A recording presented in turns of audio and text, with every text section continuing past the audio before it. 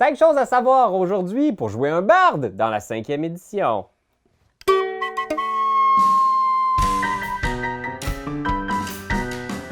Le barde, le musicien, l'artiste, celui qui va nous supporter, nous encourager, nous éclairer dans nos moments de désespoir. Mais vous devez savoir 5 choses si vous voulez jouer un barde dans la 5e édition. La première chose que vous devez savoir, c'est que le barde, c'est une des classes les plus versatiles de la 5e édition. C'est même une classe extrêmement puissante dans la 5e édition. Son accès aux sorts, mais aux sorts autant arcanes que des sorts de guérison, comme mot guérisseur, des sorts de soins. Puis en plus, il y a plein d'archétypes qui font que tu peux te battre au combat, être en avant ou être un archer. Les options sont infinies, puis il est très, très versatile dans ce qu'il fait. C'est-à-dire, il n'est pas juste un peu bon dans ce qu'il fait, il peut être incroyablement doué dans chacune de ses spécialités. Donc, la première chose que vous devez savoir, c'est que vous devez, plus que toute autre classe, discuter avec les autres membres de votre équipe, les autres joueurs, leur demander qu'est-ce qu'ils font. Parce que le barde peut rapidement venir empiéter sur les autres forces de l'équipe. Il est là pour combler les faiblesses. Fait que d'autant plus que d'autres classes, là, vous devez écrire au monde, faire hey, vous allez jouer quoi, vous? Parce que s'il n'y a pas de prêtre, pas de cleric, bien là, vous pouvez être le guérisseur du groupe. S'il n'y a pas de gens pour affronter les gens en avant, bien, vous pouvez jouer un barde du collège de l'épée, essayer d'avoir un côté un peu plus escrimeur.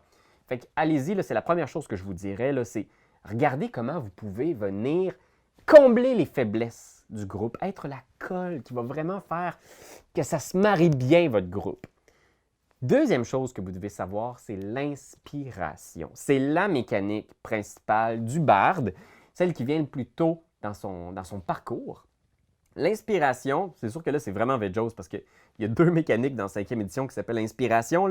Mais l'inspiration du barde, c'est un dé bonus que vous pouvez accorder à un membre de l'équipe, une créature que vous pouvez voir et qui peut vous entendre. Et ça va être un encouragement. Ce dé-là va pouvoir l'ajouter à tout un lot de dés 20. Fait qu'oubliez-le pas. Mettez-vous un petit rappel à quelque part, un bol avec vos dés d'inspiration peut-être pour faire comme « Oh, inspiration! » Parce qu'il arrive fréquemment que dans un tour de combat, on ne sait pas trop quoi faire ou on va juste se déplacer pour être au bon endroit. Négligez pas ça. Inspirez les joueurs qui sont sur le champ de bataille, qui sont au front. Inspirez les joueurs qui vont devoir faire des jets de sauvegarde ou des... C'est vraiment une mécanique importante, puis c'est quelque chose qu'on a tendance à oublier quand on fait un barde pour une première fois. Mais non, c'est vachement important, alors oubliez-le pas. Autre chose à savoir aussi, c'est sûr que là, hein, on a le fameux barde, on pense à Assurance Tourix. Là. On pense à quelqu'un qui joue de la musique, qui a une harpe, qui a un luth, qui va chanter. On va même se préparer des chansons un peu quétaines pour inspirer nos amis. Un barde n'a absolument pas besoin d'être un musicien. Ça peut vraiment être n'importe quel artiste, n'importe quelle personne qui va être inspirante. Ça peut être un leader, vous pouvez être un politicien, vous pouvez être un coach, vous pouvez être un philosophe, un professeur. N'importe quel de ces archétypes-là de personnages peuvent être bardes. Parce que c'est vrai que des fois, on n'a juste pas le goût. T'sais. Des fois, il y a des joueurs qui vont juste pas toucher au barde parce qu'ils veulent pas que leur maître de jeu leur dise « Ben, chante-moi donc une petite chanson si tu donnes un dé d'inspiration. » Non, évitez ça d'ailleurs si vous êtes maître de jeu. Là. Je comprends, puis moi-même, je l'ai fait déjà avec des joueurs un peu à l'aise qui décidaient de jouer un barde. Mais ça arrive qu'un joueur un peu plus introverti décide de jouer un barde. Vous n'avez pas besoin de le mettre devant le fait accompli puis de le faire chanter ou de le faire se lever. Il a le droit de juste avoir un personnage qui est peut-être un petit peu plus renfermé, réservé. D'ailleurs, à ce propos, il y a le charisme. Le charisme, c'est la stat principale, c'est l'habileté principale du barde. À mon avis, le charisme, ça n'a pas besoin d'être une beauté extraordinaire. Puis moi, je pense que ça, c'est un autre des aspects qui fait que souvent les gens évitent les bardes. C'est qu'on n'a pas le goût de jouer un arrogant qui essaye de séduire puis de cruiser tout le monde puis qui est comme genre un peu suave. Le charisme n'a pas besoin d'être ça. Ça peut juste être la force de vos idées, de votre personnalité. Ça peut être le fait que vous détonnez dans la foule aussi. Moi, je suis tout à fait à l'aise comme maître de jeu qu'un joueur interprète sa haute valeur de charisme comme le fait qu'il est vraiment unique, qui est différent, qui a sa couleur à lui, qui illumine le monde. Il n'a pas besoin d'être beau physiquement ou de faire partie des standards de beauté de son univers dans lequel il évolue. Pas du tout. Fait que le charisme, ça n'a vraiment pas besoin d'être synonyme avec vous jouez un arrogant, condescendant, qui est ben trop confiant en lui. Ça n'a vraiment pas besoin d'être ça. Et point numéro 5, la dernière chose que vous avez besoin de savoir pour jouer un barde, c'est que la diplomatie ne peut pas tout régler. Puis je sais que c'est tentant parce qu'on se dit hey, j'ai plein de charisme, j'ai plus 15 en persuasion, fait que je vais être capable de négocier, d'être capable de faire une trêve avec le dragon pour qu'il écoute ce qu'on a à lui dire.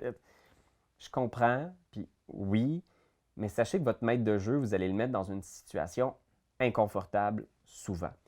Donjon Dragon n'est pas un jeu qui est conçu pour que la skills, persuasion, vous permette de bypasser chaque combat en faisant comme « Hey, je vais négocier avec les cultistes fous qui veulent détruire le village. » C'est juste pas ça le but du jeu. Puis en fait, je comprends, puis je sais que ça peut être frustrant, surtout quand on a un barde, puis qu'on a roulé 32, puis qu'on est comme « Mais là, j'ai roulé 32, puis le dragon veut quand même me manger. » Mettez-vous dans la peau des autres joueurs autour de la table. Il y a d'autres gens qui sont là pour jouer le jeu. Et si votre persuasion, à chaque fois, vous dire « Ah ben non, finalement, vous avez convaincu les méchants que ça ne valait pas la peine d'attaquer le village », ben le jeu n'existe plus, vous comprenez? Fait que, prenez en considération que, puis je sais, il n'y a pas beaucoup de règles qui encadrent la diplomatie dans Donjon Dragon. Là, vous êtes un peu laissé à vous-même, pauvre maître de jeu avec un barde, là. Mais si vous voulez laisser des chances à votre maître, trouvez les bons moments pour utiliser la persuasion ou la tromperie. Oui, OK, pour négocier le prix d'un objet magique, parfait. Oui, OK, pour convaincre un allié potentiel de venir de votre côté. Convaincre un dragon tortue de ne pas brûler votre bateau, pas le meilleur moment, pas le meilleur moyen, à moins que votre maître de jeu ouvre la porte. OK? Fait que voilà, c'était les 5 choses à savoir pour jouer un barde dans la 5e édition.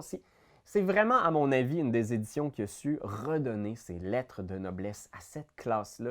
Une classe extraordinaire, pleine de potentiel, pleine d'humanité. Fait que, allez-y, volez de vos propres ailes, puis créez-moi des bardes qui ne sont pas des stéréotypes clichés, s'il vous plaît! Bonne chance, Internet. Puis je vous laisse avec un petit air bien de mon cru.